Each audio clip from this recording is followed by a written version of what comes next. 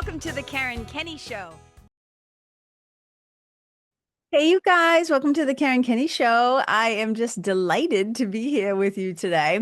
And we're just going to dive right into this sucker because this idea of the power of enough, it has been on my mind and in my heart for a little while now. It's been kind of like circling around. It's finally coming in for a landing. And we're going to kick it off by talking about this through a story. Of course, we are. You guys know I love stories and being a storyteller and a speaker, like I'm here for it. Okay. So some of you may know the great Kurt Vonnegut, the writer. And he wrote in the New Yorker in May of 2005, it says, Kurt Vonnegut wrote this obituary and poem about his friend, Joseph Heller, Joe Heller. And this is what it had to say. And this is something that I read a really long time ago. And I kind of keep these ideas sometimes, like I'll jot them down on a piece of paper or put them in a file folder on my computer or whatever.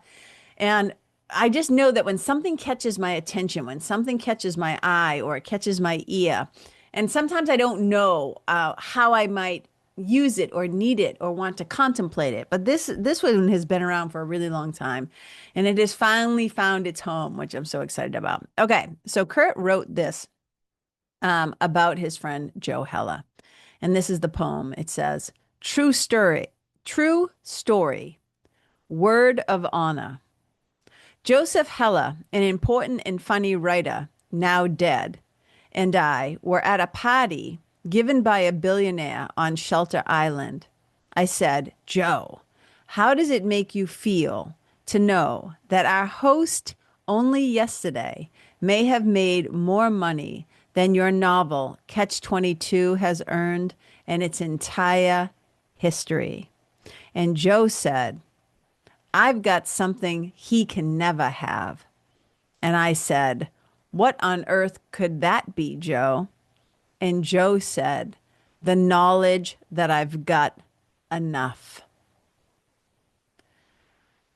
Not bad. Rest in peace. So this is the whole piece, right? And I want to come back. I want to come back to this, just like paint the scene, right? So you have these two friends, both writers, successful writers, and they're at this house, this party, this billionaire on Shelter Islands, fancy, right? And they're looking around at all the opulence and like all the stuff.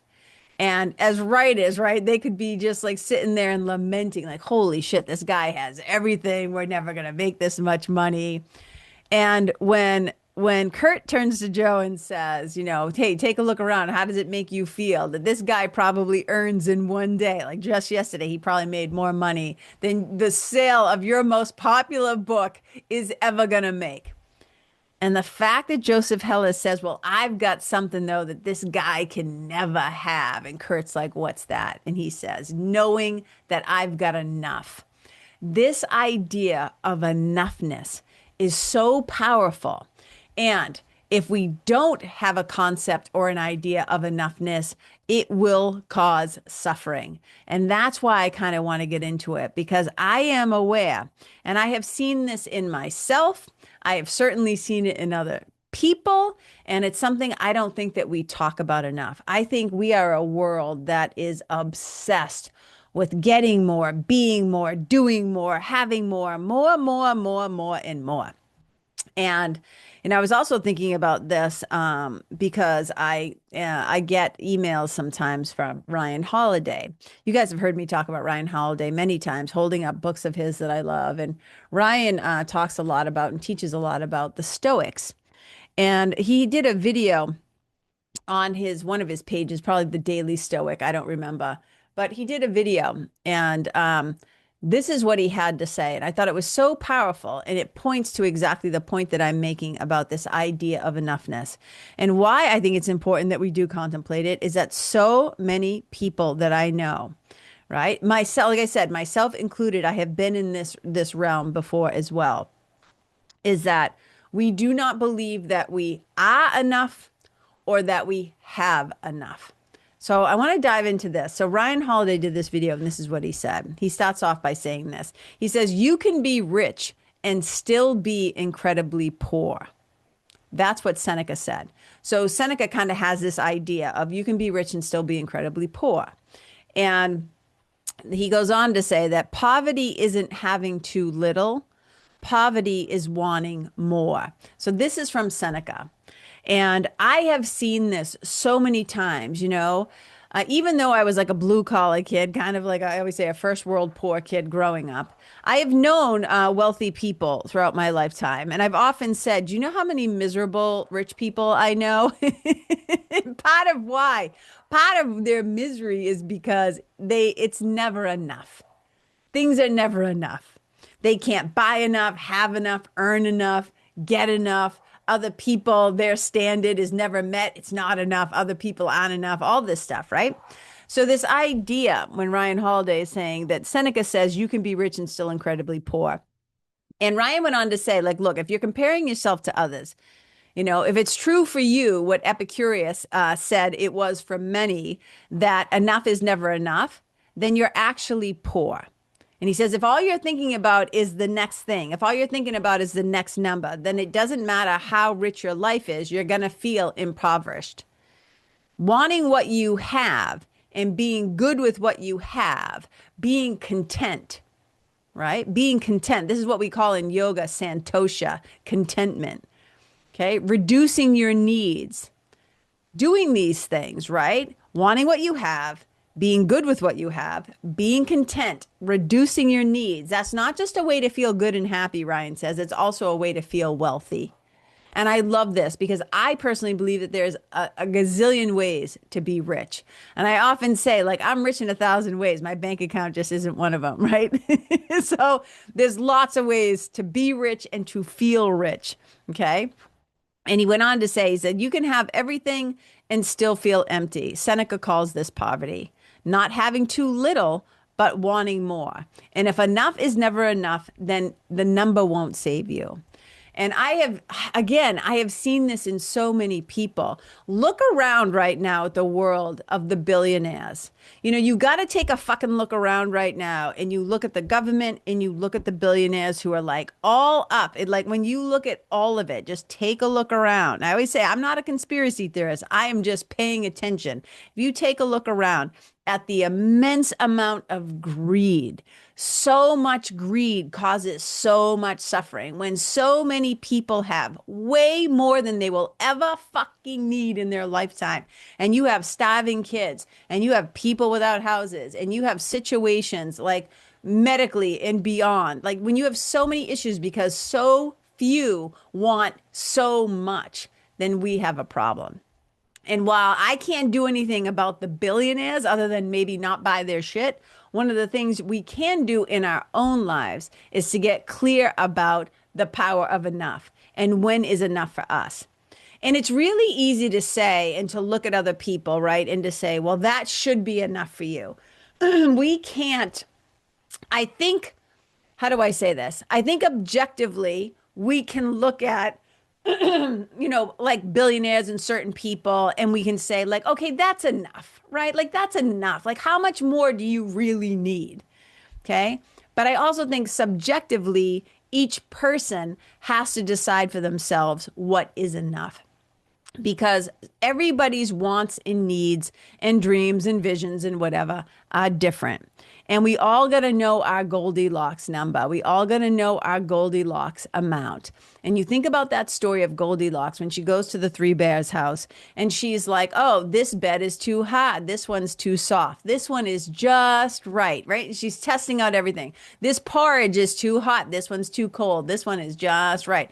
This chair is too high, too soft, whatever. She's looking for that just right.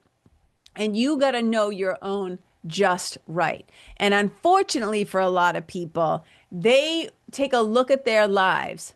They take a look at their partners. They take a look at their jobs. They take a look at their bank account. They take a look at their weight, their body, their whatever, blah, blah, blah, blah. And it's just never fucking enough.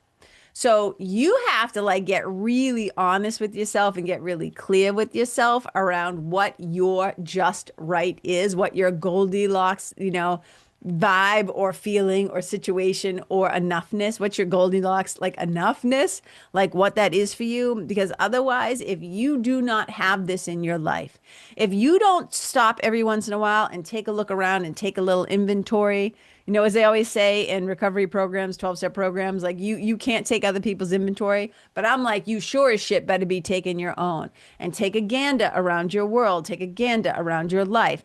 Look at your relationships, look at your finances, look at your health, look at whatever, and get clear on your enoughness. Get clear on your Santosha, your contentment. Because there is a power of enough. There's a power in being enough, and there's a power in having enough. And one of the things that I have realized over the years of talking with people, working with people, mentoring, coaching, all of it, and especially working with myself, like putting up with the consequences of being myself, right? First and foremost, is that here's the thing about this idea of being enough and having enough.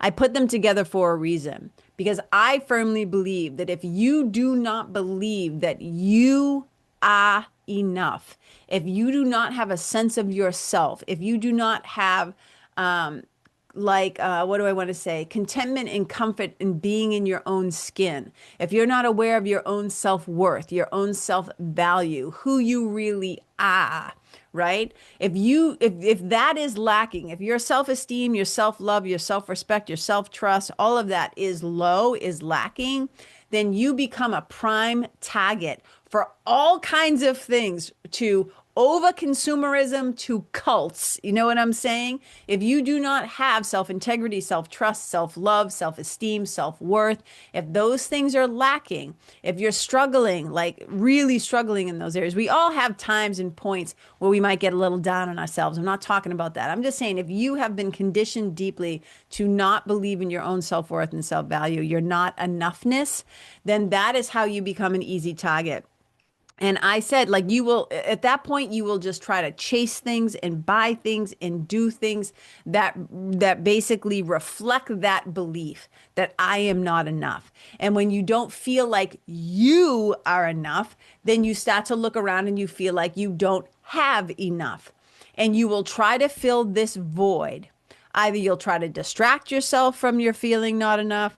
You'll try to like over consume and just buy everything. I see people in entrepreneurs do it where they just buy every course. They try to take every certification. They try to do everything because they have not just accepted like, hey, you have enough, you know enough. Let's just start. You know what I mean? And so it starts to become this crazy thing. I've also seen people do it in business where there was that time, and I think it's still happening, which I just like, I just call bullshit on it, where everybody's like, you got to scale, you got to scale, you got to scale your business, you got to scale, you got to have more affiliates, more employees, more of this, grow, big, big, big. And I'm always like, when is enough enough? Like, when does it become enough? And because I've always been a solopreneur, I have had a business. I had a brick and mortar yoga studio for 10 years where I did have other people working there and stuff like that.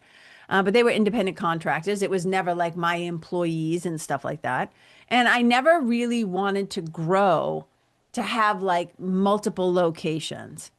I will say, an ex-boyfriend back in the day, his dad used to say to me, um, when I had my studio locally, he would say to me, is this going to be enough for you? And I would say, what do you mean? Now, this is back in my 30s. And I was like, what do you mean? He's like, will just having a local studio be enough for you? Meaning, will it make you happy enough? Will it be enough? And back then, I always used to say, I'm building a yoga empire, right? Like I had my TV show. I built my website. I had t-shirts. I had filmed and produced 2 DVDs in Jamaica with the help of my boyfriend. And I was like, I'm growing this thing. I was teaching at Wanderlust and teaching at the Boston Yoga Festival. And like, I was growing this thing. And back then the answer was like, no, it wouldn't be enough for me to just have a little local yoga studio and that's all it was going to be. I have since changed my mind. But I think that I chalk that up to youth, right? Youth and vision and dream and what I thought I wanted or whatever I was going to do at that time. And And I think having a caveat, I think having big dreams is really important, right? Like I'm a writer. I'm writing this book. Hopefully it's going to be out in the world soon. I want that book to do really well. I'd be a liar if I didn't say I don't want this thing to be like a bestseller, of course. Right. But that's less about ego and more about because I want my mother's story and to spread. And I think it's something that hopefully will be able to help some people. So I want to spread as much love around as I can. But I look back to that concept of like feeling like that having just that business wouldn't be enough. And I'll tell you, like, when you have a sense of not enoughness within yourself, you will try to fill it with stuff. And it's never satisfying. I call it being like a never satiated consumer. You're like the grand, it's like an empty pit, right? You just a black hole. It's a black hole, and you'll keep buying things and trying things and gathering things and purchasing more and doing more, and it's never going to be enough because the thing that you're trying to heal or fix or put a band-aid on with stuff, distract yourself with stuff, or with like again, it could be money, it could be food, it could be sex, it could be, cars, it could be houses, it could be whatever. This material stuff that you're trying to fill a void with. That feeling of not enoughness doesn't go away by you like raising the bar and making like how much money in the bank do you really need before you finally feel safe or finally feel accomplished or finally feel successful? You know what I mean? It's like you have to take a look around at yourself. Like go in first, take a look and get clear about your own inventory, about how you feel about your enoughness, and then see if you can take a look around you. And if you've just been like shopping online for no reason, buying shit from Amazon just because you're trying to get that little dopamine hit to feel better about yourself momentarily, right? Like buying things and going on vacations or doing things just to like distract so that you feel better. But the thing is that when you do not have enough, you don't, meaning you don't feel like you're enough, you'll often find your relationships lacking. You'll also find other people lacking where you're like, you're never going to be happy. This person could give you the world, but you are never going to be satisfied. You will never be satiated. And if you find yourself like, doing this, like just tearing down, like you just look at your partner, you roll your eyes, you look at like everything is just a big fucking disappointment and it's never enough. No, but it's never good enough. If you're one of those people where it's never good enough, like you can't look around at the people you work with, the people, your friends, your family, whatever, and feel like, yeah, like I love these people. These are good people. Like this feels like enough for me. I don't have to keep going out there searching for more or different or better or start cheating or have an affair or do all these things because what I have isn't enough. These people are not enough for me. Then, you end up having what I call a lack of gratitude problem. Look,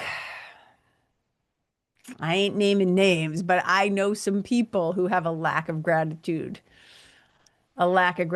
problem. They are not aware. They are not aware of all the gifts that they have surrounding them, the love that they have, the kindness that people bestow upon them. They do not even know how to do a genuine thank you. Right? You know what I'm saying? Like they take shit for granted. They have expectations. They have entitlement. They have no depth. They're not able to like drop into their heart and really be grateful.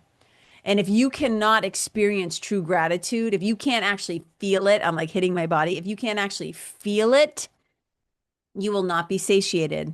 And you'll take a look around and you'll think that it's everybody else, that they're just not meeting your standard.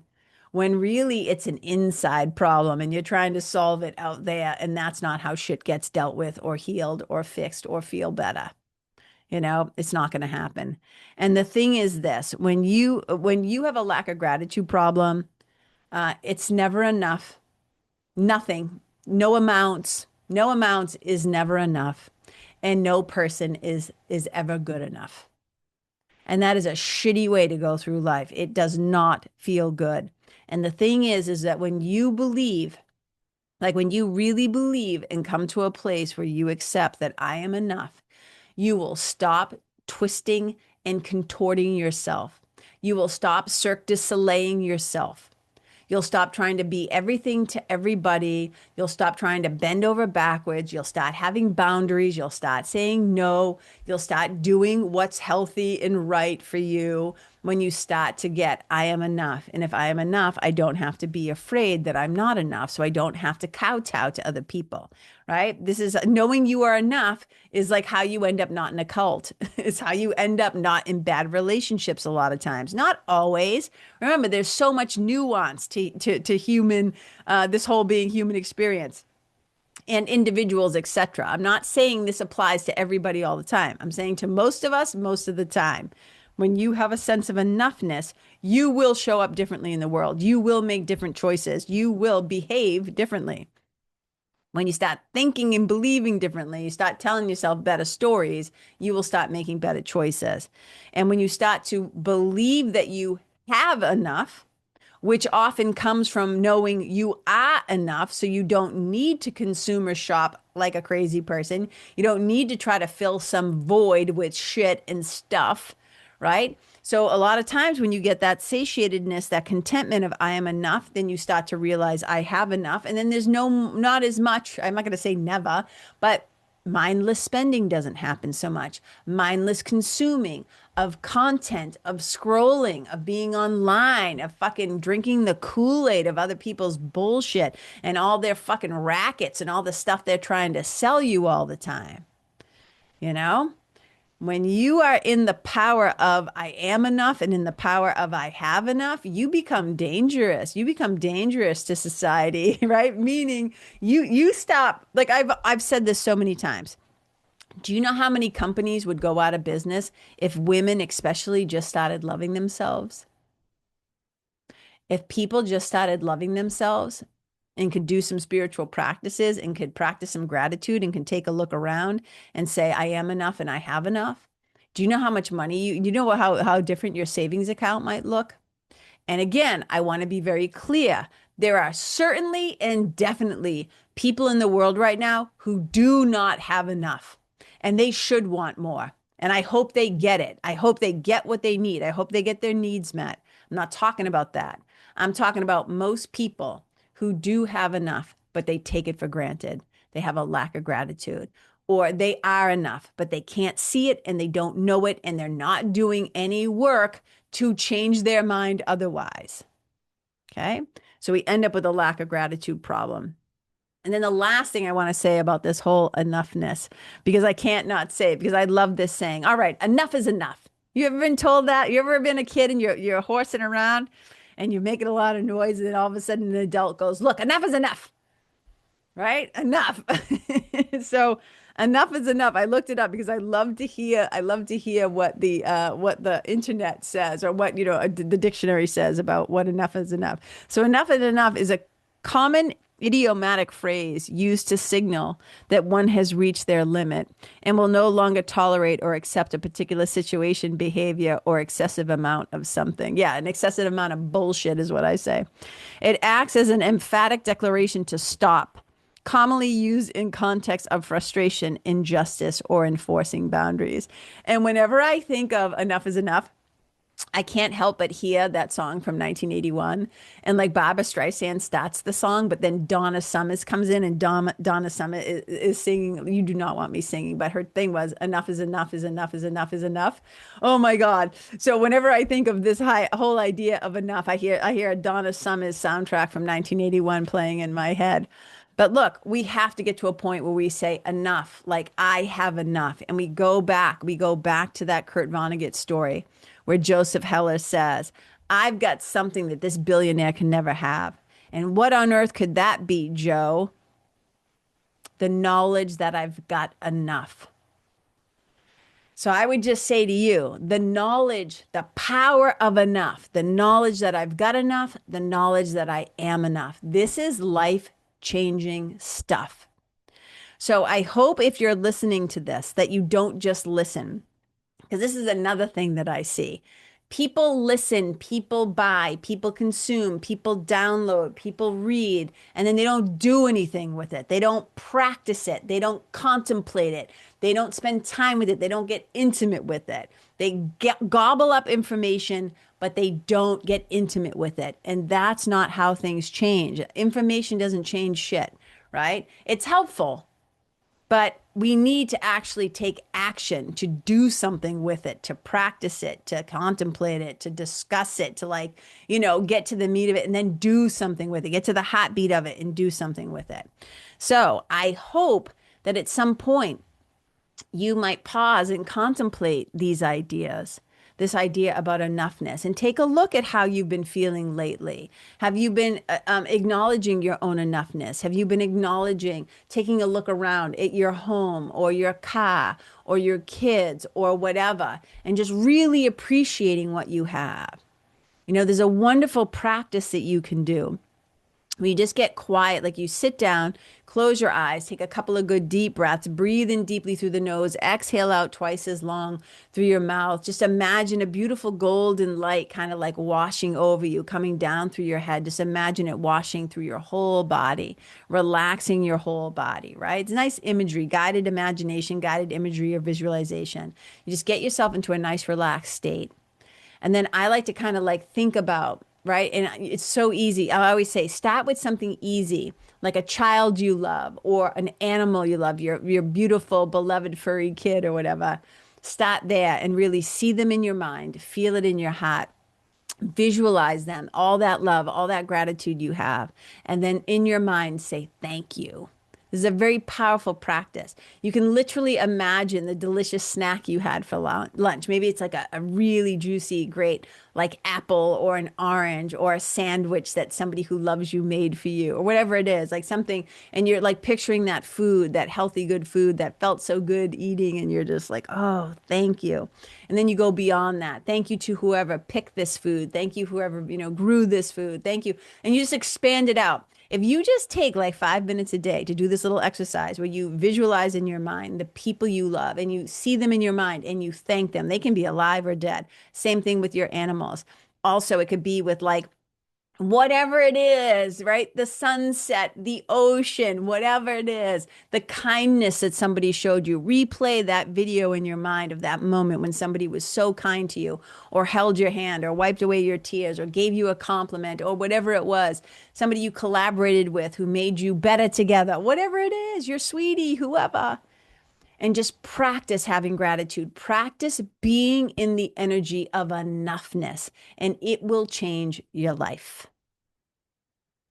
I think I'm just going to end it right there. So thank you so much for being here with me today. I hope this was helpful in some way. And if it was, let me know. I always love to hear from my listeners and find out what you find helpful or what you enjoyed or whatever, or what really stood out to you or popped off, the mic for you, like landed in your ear holes, right? Like what was, what was helpful to you? And just thank you for being here. And wherever you go, may you leave the animals and the other people and yourself in this planet, this whole environment better than how you found it. Wherever you go, may you and your energy and your love and your presence and your sense of enoughness, may it be a blessing. Bye.